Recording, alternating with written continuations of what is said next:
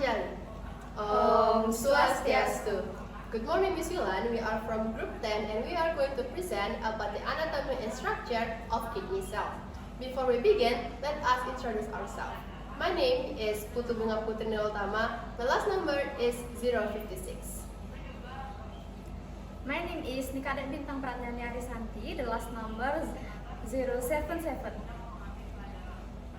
And my name is Nikade Erika with last number 0H0. The first topic is renal capsule. The renal capsule is the outermost layer of the kidney composed of strong and elastic connective tissue. This layer serves as the kidney's main protection against physical impact, trauma, and infection. It encloses the entire surface of the kidney, helping maintain its shape and stability. Because of its elastic nature, the renal capsule can adjust to change in internal pressure within the kidney, especially during the process of blood filtration. Next, the second is nephron. The nephron is the smallest functional unit of the kidney and plays a vital role in the process of urine formation. Its nephron consists of several parts, namely, the first is glomerulus, the function to filter blood from waste products and excess fluid. Second is Bowman's capsule, the function to collect the filtrate from the glomerulus. The third is proximal tubule, function to reabsorb essential substances such as water, glucose, and amino acids back into the bloodstream. The fourth is loop of Henle, the function to regulate water and salt balance to control urine concentration. The fifth is distal tubule, the function to assist in ion secretion and maintain the body's acid-base balance. And the sixth is collecting duct, the function to transport urine toward the renal calyces. Through the processes of filtration, reabsorption, and secretion, the nephron produces urine that is eventually excreted from the body. The next topic is renal nerves. The renal nerves are the nerves that innervate the kidneys and play an important role in regulating their function. These nerves consist of two main types. The first is sympathetic nerves, the function to regulate renal blood flow by controlling the diameter of blood vessels and to control the release of the hormone renin, which helps maintain blood pressure. And the second is parasympathetic nerves, function to help regulate kidney activities by adjusting kidney function according to the body's condition. Through this regulation, the renal nerves help the kidneys adapt their activities to the body's needs. For example, by reducing the rate of filtration when blood pressure decreases. Okay, next. The last topic is renal calyces. The renal calyces are cup-shaped structures that function to collect urine from the renal pyramids and channel it into the renal pelvis. The calyces are divided into two parts, namely, the first one is minor calyces, the function to receive urine from the tips of the renal pyramids or renal papillae. And the second one is major calyces, the function to carry urine from several minor calyces to the renal pelvis before it flows into the ureter. With this function, the renal calyces serve as the initial pathway for the flow of urine produced by the nephrons so that it can leave the kidney efficiently. Next topic about renal cortex. The renal cortex is the outer layer of the kidney located just beneath the renal capsule. It is lighter in the color than the darker renal medulla. The renal cortex is a crucial part of the kidney because it contains most of the nephrons, the functional unit of the kidney responsible for blood filtration. Next. Location and structure about renal cortex. The renal cortex is the outer layer of the kidney located beneath the renal capsule. It is lighter in the color than the darker medulla. The renal cortex contains most of the nephrons, the functional units of the kidney. Next, function about the renal cortex. The renal cortex plays a crucial role in the blood filtration process. Within the cortex are glomeruli, which are clusters of capillaries where blood is filtered to from the initial urine. The cortex also contains proximal and distal tubules, which are involved in the reabsorption and secretion of substance into and out the urine. Next, blood circulation about renal cortex. Blood enters the renal cortex through the renal arteries, which branch into the interlobar arteries, then the arcuate arteries, and finally the interbular arteries. From there, blood flows into the afferent arterioles that lead to the glomeruli. Next topic about kidney pyramid. Renal pyramid are concept structure located within the renal medulla. Human kidney typically have 8 to 18 renal pyramid. Each renal pyramid consists of a darker, denser portion than the surrounding renal cortex. This pyramid play a crucial role in urine formation. Next. Location and structure about the renal pyramid. The renal pyramid are located in the renal medulla, the darker inner part of the kidney. Each pyramid has a base facing the renal cortex and an apex pointing toward the renal hilum, where blood vessels and ureters exit the kidney. Next, function about the renal pyramid. The renal pyramid contains the renal tubules and collecting ducts, which play a role in the concentration and transport of urine. Reabsorption and secretion occur here, which are essential for regulating fluid and electrolyte balance in the body. Next, collector duct about a renal pyramid. At the apex of the renal pyramid is an area called the renal papilla, where the collecting duct open.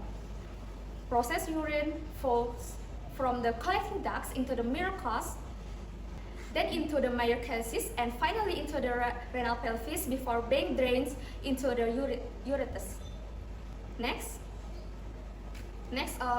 blood circulation about the renal pyramid.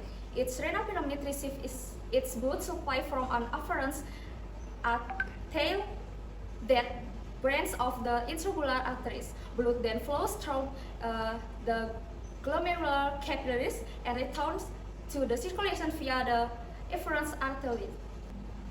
The next topic about renal vein. The renal vein is a blood vessel that transports the oxygen blood from the kidney back to the heart. The renal vein is located at the renal hilum, the area where the veins and ureters exit the kidney. Each kidney has one renal vein that drains blood into the inferior vena cava, which then carries blood back to the heart. Next. Location and structure of the renal vein. The renal vein is a blood vessel that carries the oxygen blood from the kidney back to the heart. It is located at the hilum of the kidney, adjacent to the renal artery and ureter. Next, function about the renal vein. The primary function of the renal vein is to drain filtered blood from the kidneys into the inferior vena cava, which then return the blood to the heart. The renal vein collects blood from the interlobular arcuate and interlobular veins that drain from the cranial cortex and medulla. Next, blood circulation about the renal vein. After blood is filtered in the glomerulus, it flows through the efferent arteriole and the peritubular capillaries surrounding the renal tubules. The blood is then collected by the interlobular veins, draining into the arcuate veins, and finally into the interbular veins before entering the renal veins. Next is about renal pelvis. So, renal pelvis is a funnel-shaped tube surrounded by smooth muscles that uses peristalsis to move urine out of the kidney into the ureter and to the bladder. Next slide. Usually divided into 2 or 3 larger major calyces, which divide further into smaller or minor calyces. The minor calyces encompass to the tips of the renal papilla in such way that urine drains from the papilla into the calyx without escaping renal parenchyma. This variation of the shape of renal pelvis. The renal pelvis and ureter develop from an outgrowth of the mesonephric duct. This ureter bud grows superiorly from the pelvis towards the embryonic renal bud and unites with it. The calyces subsequently formed by branching from the renal pelvis. This branching occurs in various patterns with approximately equal frequency, such as linear pattern, dendritic, and ampullary. Next is about function. The function of the renal pelvis is to temporarily store urine before it is drained into the bladder via the ureter.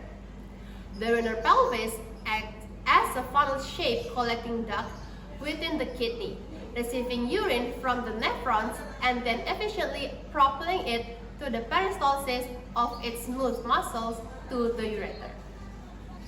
Next is about the renal artery. So, the renal artery transfers blood into the kidney. The blood supplied by interlobar arteries that pass along the sides. At the base of the pyramid, interlobar artery give rise to the ectoid artery. The interlobar arteries are distributed into the cortex. Blood flow to the kidney is supplied by interlobar arteries that pass along the sides of the medullary pyramids from the hilum. At the base of the pyramid, the interlobar artery give rise to the acromion artery, from which the interlobar arteries are distributed to the cortex as far as the fibers of renal capsule.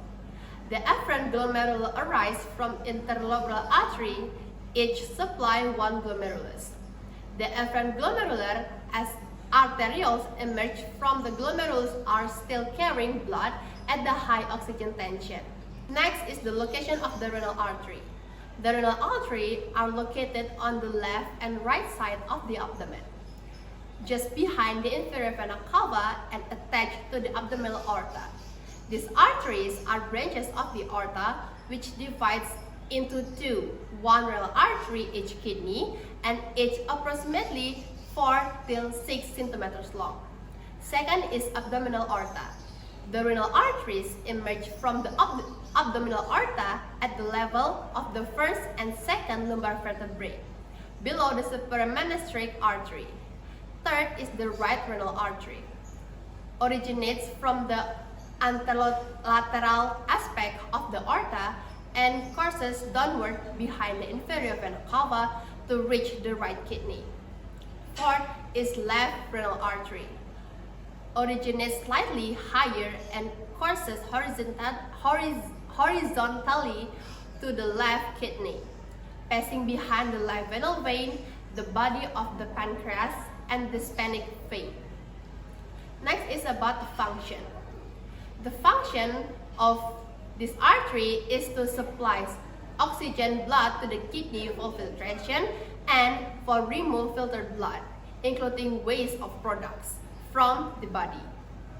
The last is about conclusion. The conclusion is the kidney has a complex anatomical structure that supports efficient filtration. The outer capsule provides protection while the cortex contains the glomeruli and proximal distal tubules while initial filtration and reabsorption occur. The medulla consists of renal pyramids housing the loops of Henle and collecting ducts responsible of urine concentration. Blood enters through the renal artery and is distributed by via interlobar, arcuate, and interlobar arteries before reaching each nephron.